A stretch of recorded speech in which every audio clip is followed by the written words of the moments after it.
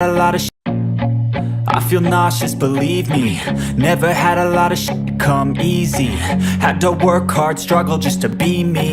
Had to rise up just so they could see me. Did what I had to do just to feed me, and what was left over I put towards my dreaming. But the only thing in life that has meaning are the things you gotta work for, believe me.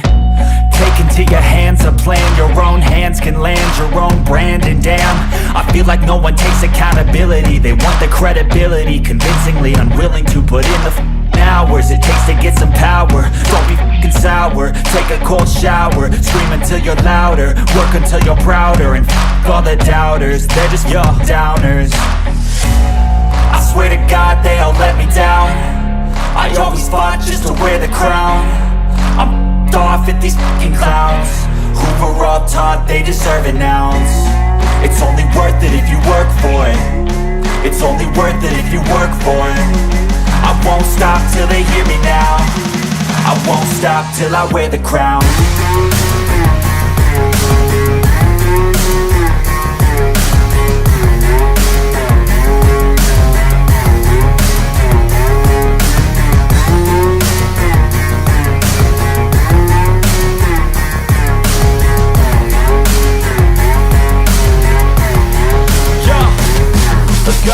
I'm just telling you to fight for your dreams, but it's not what it seems. Man, it's hard to be seen when everybody wants to be king. Yeah, they all wanna ring, yeah, we all wanna be free.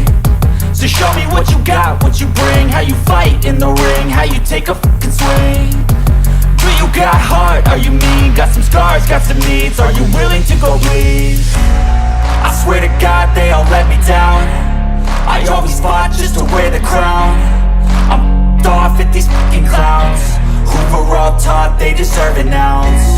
It's only worth it if you work for it. It's only worth it if you work for it. I won't stop till they hear me now. I won't stop till I wear the crown. I swear to God they all let me down. I always fought just to wear the crown. I'm off at these fucking clowns who were all taught they deserve an ounce. It's only worth it if you work for it. It's only worth it if you work for it. I won't stop till they hear me now. I won't stop till I wear the crown.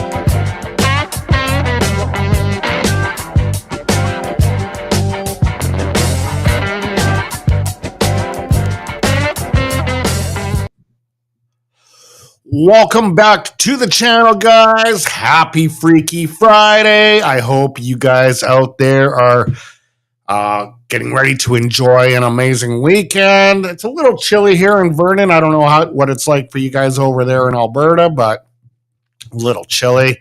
But yeah, you guys may be wondering why I coined this one totally out of left field. Why I named this episode Can't Wait Till April 13th. Well, if you look on the calendar, on April 13th, the Edmonton Oilers will have their fourth and final meeting versus the Vancouver Canucks. Now, we know the Edmonton Oilers were pretty crappy in October and November. And even though they went into the season with McDavid and everyone saying, "Hey, let's start our camp a little bit early. Let's start pre-skating and all that. Let's really be ready for this year." And it just turned out as an absolute disaster in game one with a 8-1 shelling by the Canucks. And then they came home. They lost a close one, but they still lost by a count. I think it was 4-3. We're going to go over that on the April 13th segment. But yeah, it hasn't been easy goings. But last night when I was watching that Sabres game, my first initial thoughts are like, geez, like this team is tough against the Oilers. But boy, oh boy, when the floodgates opened, they freaking opened, man. Like 8-3 was your final. So we're going to go over all that kind of stuff. And again, we're going to talk about the Canucks and the series there. We're going to go to another poll, which is going to be the Canucks. It's going to be introducing the Canucks. That is on my community page, on the YouTube community page, so check it out. And then we're going to discuss tomorrow's game in the center of the universe, Toronto, Ontario, as the Oilers take on the Maple Leafs. Hockey night in Canada. It's the early one, so that should be a good one. And as you saw on my ticker there, Toronto is actually favored to win that one, which I don't know, but we'll see. You know, anything can happen. I'm obviously, a super proud Oiler fan, so I tend to be a little bit biased towards the Oilers. Sorry, but that's just the way it is. Anyway, let's get into the Oilers and Sabres game that took place last night. It was, for me, when I'm first watching this game, I'm scratching my head like, why are the Oilers having so much trouble against this team? This team is not a playoff team, but they play the Oilers very, very good. But once the Oilers started chipping away, then things just started shattering with their play, and then things were just going in all over the place. Matthias Ekholm, 2 goals. Connor Brown getting his second. So, it was nuts. Let's get into that one. So, again, it was a tough, I'd say 45 minutes for the Oilers, as the Buffalo Sabres were actually taking the pace to the game to them. And I was frustrated. I'm sure you guys as viewers were frustrated watching it. But then things just started happening. And when they started happening, I started thinking, wow. And that's why I named it Can't Wait Till April 13th. I know it's totally out there in left field of this title, but I really can't wait because they are going to be playing the current Edmonton Oilers, not the October, November Edmonton Oilers. And I'd like to see how the Edmonton Oilers fare. Hey, we may still lose to the Canucks, but I think we have a much better chance. But anyway, that's for another day. I can't wait till we actually do that one. Let's go through the scoring summary here as Buffalo would get on the board first at 1:38 into the first period. Paderka, his 22nd, from Tuck and Thompson, 1-0 Buffalo. Again in the first period, and I think I got the wrong time frame there. It says 1:38. I think I didn't actually adjust that, but it was Victor Olsen from Rusick and Byron, 2-0 the Sabres. And I'm thinking at this point in time, like, what's going on? Why are the Oilers struggling with this team? Like, why? Like, they lost a few weeks ago, 3-2. in Buffalo. Why does Buffalo like what is Buffalo doing to impede on the success of the Oilers? It was mind baffling. They are the youngest team in the league, and apparently, according to Sportsnet crew, we're the oldest. So the time has changed there, as we know that we got Connor McDavid and Leon Draisaitl in their prime, and they want to surround them with some experience and all that, which is totally understandable. Anyway, that's another story. Then the Oilers would finally get on the board in the first period at 18:55. This would be Leon Draisaitl's 35th on the power play from Evan Bouchard and Nugent Hopkins, 2-1. The Oilers would tie this in the second period, about 5 minutes in, at 4:26. Matthias Ekholm. Now, I believe he scored 2. I believe this is the one where he absolutely blasts it past Peke Lune. I forgot what his name is, but yeah, just gave it everything, just pumped it through. This was from Evan Bouchard and Connor McDavid. 2-2, it's tied. We go to still in the second period, where Paderka, I believe I'm pronouncing that right. I'm bad with pronunciations, guys, so you guys know that already. This was by Clifton. 3-2 Buffalo.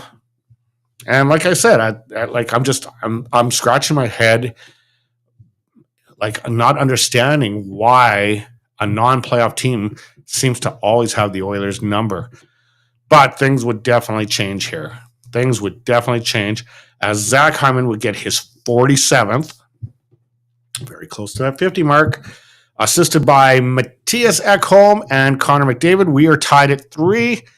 This would be all Oilers, I believe, at this point. Yeah, it would be all Oilers from this point on. Darnell Nurse at 4:38 of the third period from Stetcher, 4-3 Edmonton. Matthias Ekholm, his second of the night. Matthias Ekholm, second of the night. I'm not even kidding you when I say that. Assisted by Connor McDavid and Leon Draisaitl, 5-3 Edmonton. Then it's Zach Hyman, his 48th, assisted from Leon Draisaitl and Connor McDavid, 6-3 Edmonton. Then Ryan McLeod would get in on a little bit of scoring, his 12th of the year from Connor Brown and Zach Hyman, 7-3 Edmonton. I know you can't quite see the 7-3, but it was 7-3. And then finally, Connor Brown caps off the night. Like when Connor Brown is capping off the night, you know the Oilers are just slicing through the team. He would get his second goal of the season, which he got the first one about a week ago, from CC and Carrick. 8-3 is the final. An absolute shellacking of the Buffalo Sabres, which is kind of nice to see because, again, first 45 minutes, very concerning. But then after that, the floodgates open and the Oilers just dropping bombs throughout the whole game. As far as the stats go, the Oilers won the shots on goal 39-29. They also won the hits, which is something that doesn't happen very often. I got the numbers kind of backwards there, but it's actually 28-22 for the Oilers. I believe, unless I didn't correct that, I might have to double check that. So don't hold me 100% accountable for that. That's a weird error. Again, I was rushing to get this episode together as I worked a little bit of overtime today here, so there might be a few errors. Face-off win percentage, the Oilers were 59.6 on the dot. When it came to the power play, 50%, as they were 1 for 2. When it came to the penalty kill, 3 for 3 again. Penalty kill has been amazing in the last 3 months. Like the penalty kill this year is equivalent to what the power play was last year. Their penalty kill is lights out amazing. So let's hope that they carry that into the playoffs. Block shots. Sabres outblocked us 20-17, but that might not be such a bad thing. I think the Oilers were just peppering the Sabres all night long. So obviously, if you're shooting more shots towards their net, they're going to block more shots. Takeaways 12-8 for the Oilers. Giveaways 9-5. So the Oilers did give it away a little bit more often than that, but if I'm going to complain about little details like that, I'm mad. So I'm not going to even bother complaining about that. My stars, and this is, like I say, this is my stars. I don't go with ESPN, and I always pick 3 Edmonton Oilers, even though they may lose to a team and some guy on the other team got a hat trick. I'll never do that. I always pick the stars of the Oilers unless it's that uncharacteristic game. There was once where I actually said no stars. This team was pathetic, and that has happened once this season when I've done an episode. But I'm going to give the third star to Zach Hyman for 2 goals. I got to give the second star to Connor McDavid with 4 assists. And now you might be wondering, well, who am I going to give the first stars to? Matthias Ekholm. Matthias Ekholm, 2 goals, 1 assist. Like, he was playing like an absolute forward. He's a stay-at-home defenseman. Remember that. He is a stay-at-home defenseman. He's not Bouchard. He's a stay-at-home defenseman. He had a 3-point night. So, yeah, 100%. He gets my number 1 star. Amazing to see him play as well as he did. Up next, the Toronto Maple Leafs from the Scotiabank Arena tomorrow night on Hockey Night in Canada. I'm ordering the pizza, going to grab some beers and enjoy that one. It should be an absolute doozy. All right, guys. So, again, you may wonder, why did I title this one April 13th? After watching last night's game, I realized the Edmonton Oilers really have not shown the best to the Vancouver Canucks. Now, I'm not claiming the Oilers are going to win this game on April 13th. By no means. But I think it will be. I'm not thinking. I know it will be a much different Edmonton Oilers team than what we saw play the Vancouver Canucks for the season opener, and then for the home opener, and then a month later, again, where they lost all 3 of their matches. So, with that being said, I think the Edmonton Oilers are really going to show their playoff premise against the Canucks and actually win this game. I'm predicting an Edmonton Oilers win on April 13th. I'm predicting it. So this might come back and haunt me. I want to go through some of the numbers that I dug up. If I can find it. Oh no, I think it's gone. I had all the AI numbers of their lifetime overall record. Oh, maybe this is it. Okay, so in total, the Edmonton Oilers Canucks have met 277 times. Canucks hold the overall record with 114 wins, 135 losses, 19 ties, and 9 overtime losses against the Oilers, which translates to a 44.6 win rate. Now, we got to remember, we're talking the Gretzky era.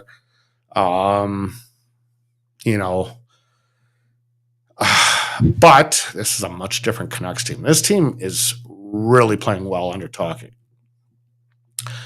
The longest winning streaks that the Canucks have had over the Edmonton Oilers was a 7-game winning streak, started on December 30th, 2006, lasting until October 13th, 2007. Decade of darkness. So, yeah, I can't see the Oilers losing more than, like, this would be, if they lose this, it'll be 4.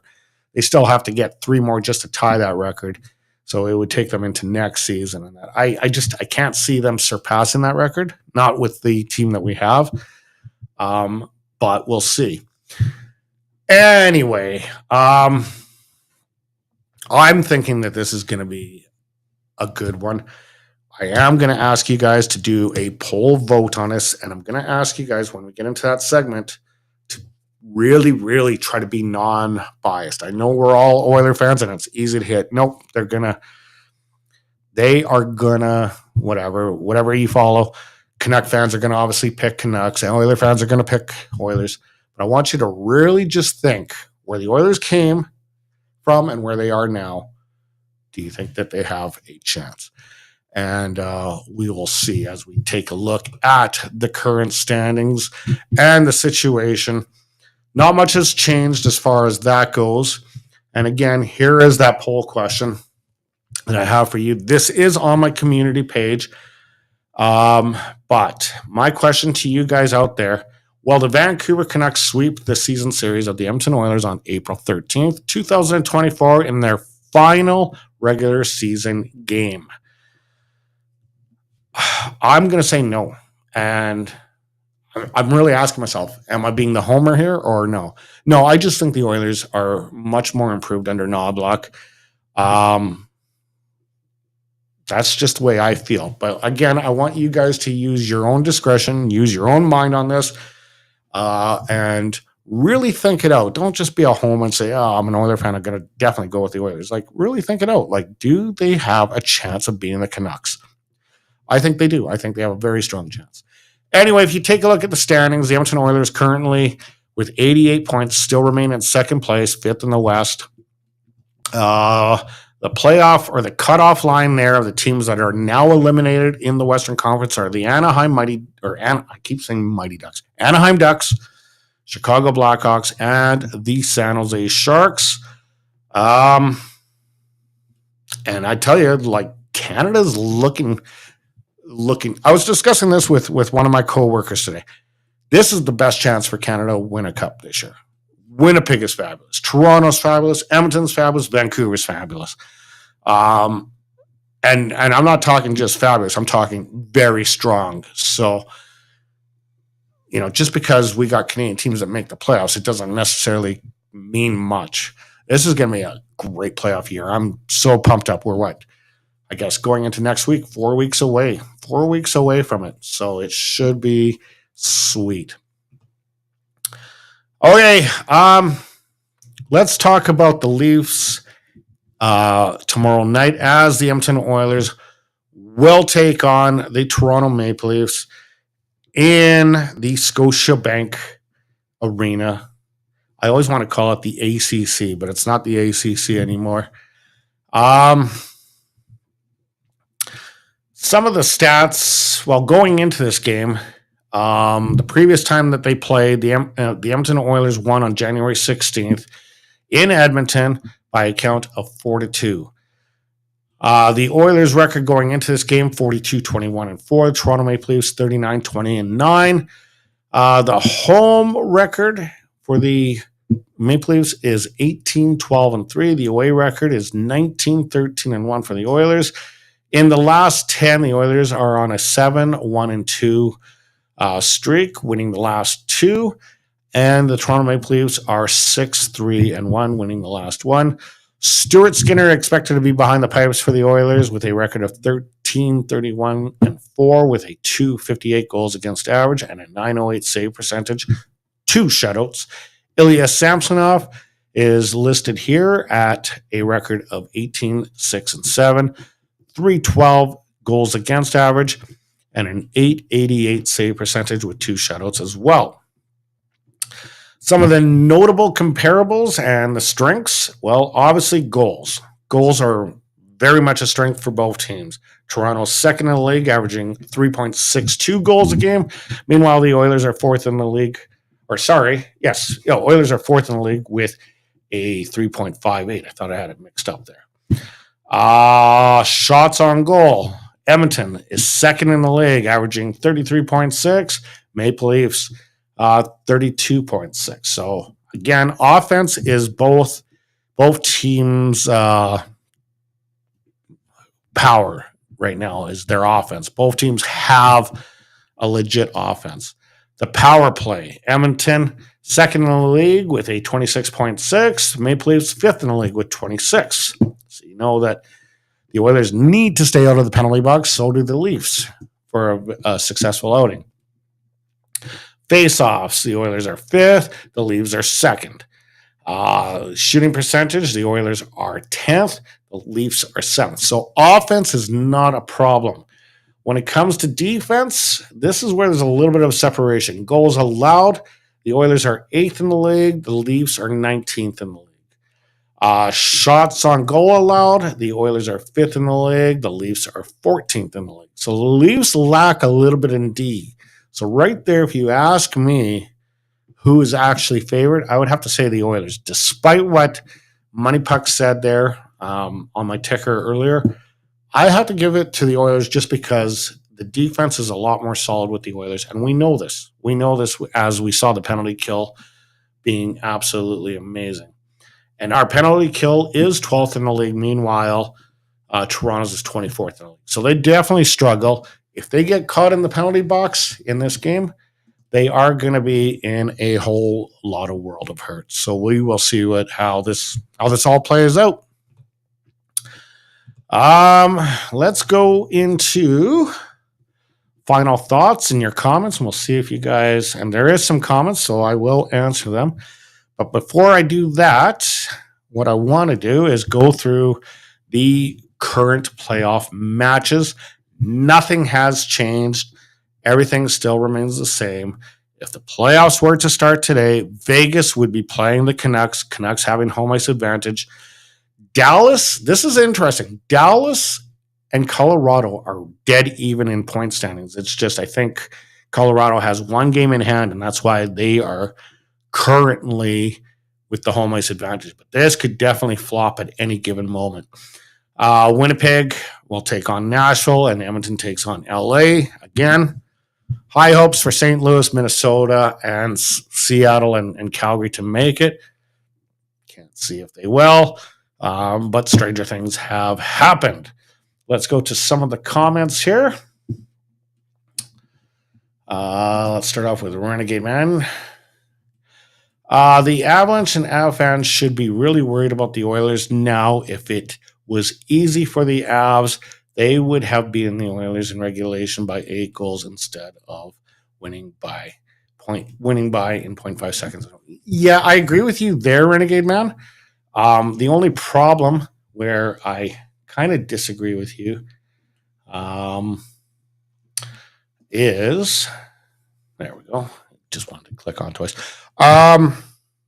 They seem to always beat us. That's the only problem. They seem to always find a way to beat us. They're fast. Nate is awesome. Cale Makar is awesome.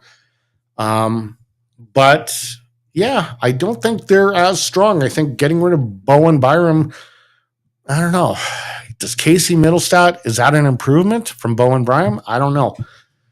But we'll see. Again, Renegade Man, non-playoff teams have nothing to lose. They are playing for their jobs. That's like that in every sport. Upsets happen. Every team can beat a team. Oh, I get that. I totally get that. We went through the decade of darkness. We saw the Oilers. They were winning some of those games. The problem with that is with Buffalo just seemed to check very well, I thought. But as soon as the Oilers gained a little bit of momentum, started scoring, they just crumbled. And I think that's the biggest problem with Buffalo right now is they just folded like a bad house of cards, like just collapsed, and they just let everything in when they were actually playing a very tough game.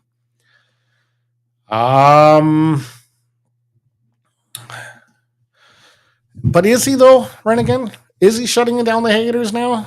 He hasn't shut me down. I still want to see much more out of him. It seems like he comes in there and swoops and gets a goal. And I want to see him get a clutch goal before I actually am on board with Brown. Until he gets that clutch goal, like an overtime winner or something, I've never been a Brown hater. I hate the contract. Not a Brown hater, but I still would like to see a little bit more from him. And the final comment from you, Renegade Man, and thanks for chiming in tonight. McDavid is closing in on McKinnon for the scoring race within 5 points with 2 games in hand, but McDavid is interested in the cup. I'm honest when I say this.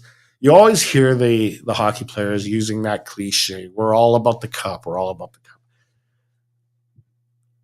I honestly believe McDavid is legitimately all about the cup. I've heard enough interviews from Connor McDavid now that he almost brushes off like, oh, you got this many. You can almost see like he doesn't really want to answer those questions.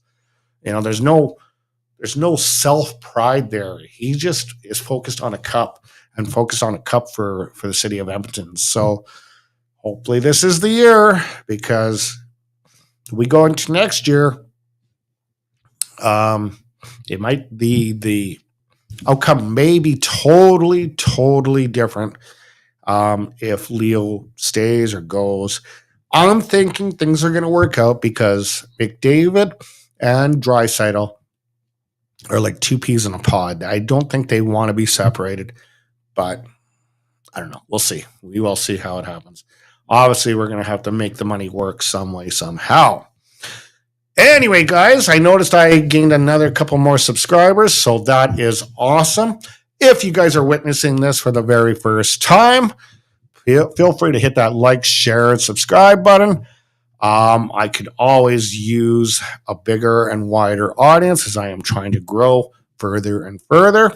To my loyal followers who have joined me for a long time, like Renegade Man, I always love answering his questions. He always seems to have good questions.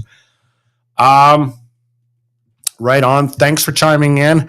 I definitely want to give you my insight and my opinion.